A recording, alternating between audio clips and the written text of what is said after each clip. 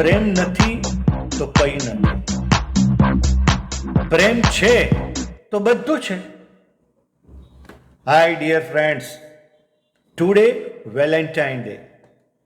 ચોકલેટની મીઠાશ, ગુલાબની ખુશ્બુ અને પ્રેમ રંગે રંગાયેલો દિવસ. કોકને આઈ લવ યુ કહેવાનો દિવસ. આઈ લવ યુ તો કહી દીધું, બટ વોટ ઇઝ લવ? પ્રેમ એટલે શું? માતુની ખંજવાળતા. પ્રેમ એવી જટિલ અને ગહન ભાવના છે જેને શબ્દોમાં વ્યક્ત કરવી એટલે પવનને બોટલમાં બંધ કરવો. એક નજર મળી અને જીવન બદલાઈ ગયું. એક નજર મળી અને જીવન બદલાઈ ગયું. એક ચહેરો જોયો અને મન મલકાઈ ગયું. ભવ ભવની પ્રીત ભાડી ગયું પહેલી નજરમાં. ભવ ભવની પ્રીત ભાડી ગયું પહેલી નજરમાં. પ્રભુ મળ્યો જાણે એમ હૈયું રાજી થયું, એમ હૈયું રાજી થયું. इश्क करना इतना आसान नहीं तो हर कोई कर लेता. इश्क करना इतना आसान नहीं तो हर कोई कर लेता. यहाँ दिल दाव पे लगता है, जान का खतरा होता है. આવી કઈ કવિતા, શેર, શાયરી તમને દરેક ભાષામાં મળશે. કવિ, સંત અને ફિલોસોફરે પણ પ્રેમની પરિભાષા કરી છે. મીરાબાઈ કહે છે કે પ્રેમ એ અનન્ય સમર્પણ છે, જ્યાં તમારું અસ્તિત્વ તમારા પ્રિયતમમાં ભળી જાય છે. રવિન્દ્રનાથ ટાગોરે કહ્યું છે, પ્રેમ એક ગીત છે જે હૃદય ગાય છે અને આત્મા સાંભળે છે. ખલીલ જિબ્રાને કહ્યું છે, પ્રેમ એક પંખી છે જે બે આત્માઓની વચ્ચે ઉડે છે. સંત તુલસીદાસે કહ્યું છે, પ્રેમ એ ભક્તિનો શ્રેષ્ઠ માર્ગ છે. પ્રેમ એ ભક્તિનો શ્રેષ્ઠ માર્ગ છે. ભગવાનને પામવાનો સૌથી સરળ રસ્તો છે. રામચરિત માનસની 9228 ચોપાઈમાં ઠેર ઠેર પ્રેમ, પ્રીતિ, પ્રિય, સ્નેહ, લાગણી આ શબ્દોની ભરમાર છે. ગીતામાં પણ અનેક વખત પ્રેમ શબ્દ આવે છે. ઇતિહાસના ચોપડે પણ કેટલા બધા પ્રેમ પ્રસંગ આલેખાયેલા છે. રામ સીતા, શકુંતલા દુષ્યંત, રાધા કૃષ્ણ, લૈલા મજનુ, શીરી ફરહાદ, આ બધી જ પ્રેમ કથાઓ તમે વાંચો ને તો પણ કદાચ તમને પ્રેમનું રહસ્ય નહીં સમજાય. આમ પણ પ્રેમ એક એવું રહસ્ય છે જે સમજી નથી શકાતું, ફક્ત માણી શકાય છે. પરંતુ બે નાનકડી વાર્તાઓ છે એ તમને સમજાવશે કે પ્રેમ એટલે શું. એક 16 વર્ષની છોકરીના મનમાં પ્રશ્ન થયો, પ્રેમ એટલે શું? વોટ ઇઝ લવ? મા બાપને પૂછાય નહીં તો એક થપ્પડ પડે અને મોબાઈલ જૂટવી લે જુદું. એનો નાનો ભાઈ આસપાસ રમતો હતો. એણે એના નાના ભાઈને હાક મારી, એ મુન્ના, તને ખબર છે પ્રેમ એટલે શું? મુન્નાએ કહ્યું, હા શું? તો મુન્નાએ કહ્યું કે તને ખબર છે કે હું રોજ તારા દફતરમાંથી ચોકલેટ લઈ લઉં છું, છતાં પણ દફતરના એ જ ખાનામાં તું ચોકલેટ રાખે છે ને, એનું નામ પ્રેમ. વાહ મુન્ના વાહ. પોથી પડી પડી જગમુઆ પંડિત ભયો ન કોઈ. પોથી પડી પડી જગમુઆ પંડિત ભયો ન કોઈ.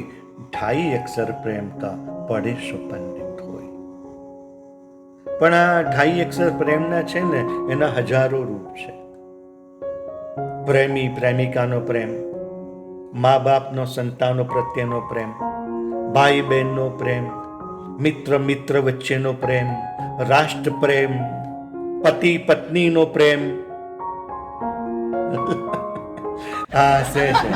અરે ભાઈ, પતિ પત્ની વચ્ચે પણ પ્રેમ હોય. થોડા આંકડા આપું તમને. હું બેંકમાં હતો. 80% જોઈન્ટ એકાઉન્ટ પતિ પત્નીના હોય છે. અને જ્યારે સમજાય ને કે છેલ્લે તો આપણે બે જ હોઈશું, છેલ્લે તો આપણે બે જ હોઈશું, વિદાયની વસમી વેળા આવશે ત્યારે એકબીજાને આવજો કહેવા, એકબીજાને રામ રામ કહેવા આપણે બે જ હોઈશું. આ વાત જ્યારે સમજાય ને ત્યારે પતિ પત્ની સમજાય. જો કે સૌથી મહાન પ્રેમ માનો પ્રેમ છે. માનો પ્રેમ શુદ્ધ અને નિસ્વાર્થ હોય છે અને કોઈ પણ શરત વગરનો હોય છે. જ્યારે ભગવાનને લાગ્યું કે ઘેર ઘેર પહોંચી નહીં શકે ત્યારે એણે માનું સર્જન કર્યું. માં પોતાના બાળક માટે કોઈ પણ ત્યાગ આપવા માટે તૈયાર હોય છે.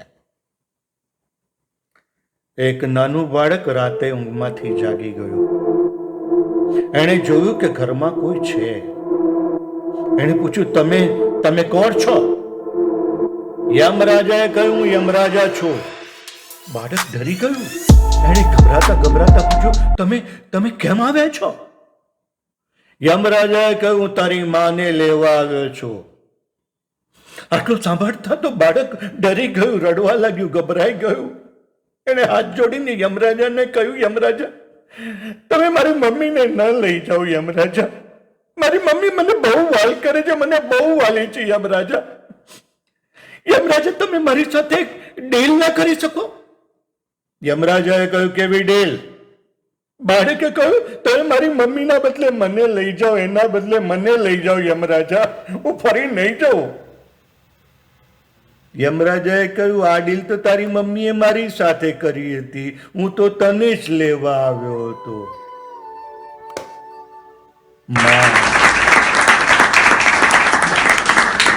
માના ઋણ ભગવાન પણ ન ચૂકવી શકે.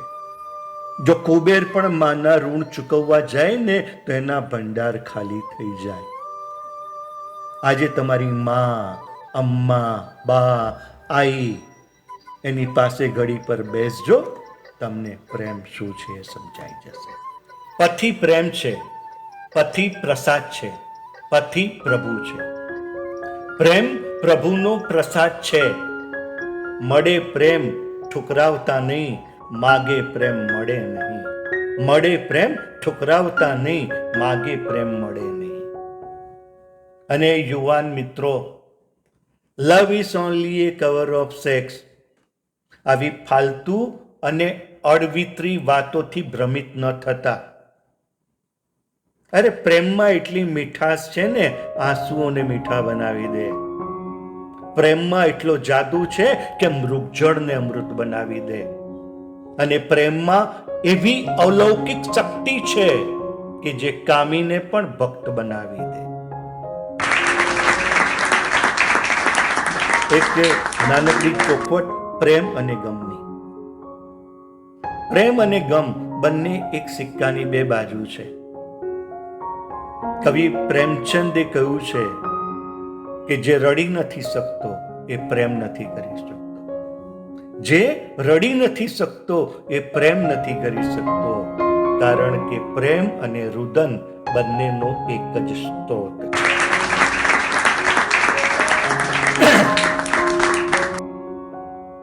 ચાર્લી ચેપ્લિને કહ્યું છે, પ્રેમ એક ભૂલ છે જે દરેકે એક વખત અવશ્ય કરવી જોઈએ. તમે પણ ભૂલ કરો, પ્રેમ કરો તો રાધા કૃષ્ણ જેવો પ્રેમ કરજો. રાધા અને કૃષ્ણનો પ્રેમ અનંત અને અતૂટ છે. એ પ્રેમ ભક્તિ, શ્રદ્ધા અને સ્નેહનું પ્રતીક છે, સમર્પણનું પ્રતીક છે અને શારીરિક સીમાઓથી પરે બે આત્માનું મિલન છે. રાધા કહે છે કે પ્રેમ જ જીવનનો સાર છે અને પ્રેમમાં કોઈ સ્વાર્થ નથી. પ્રેમ છે તો બધું છે. પ્રેમ નથી તો કશું નથી. જ્યાં પ્રેમ છે ત્યાં પ્રભુ છે. જ્યાં પ્રેમ છે ત્યાં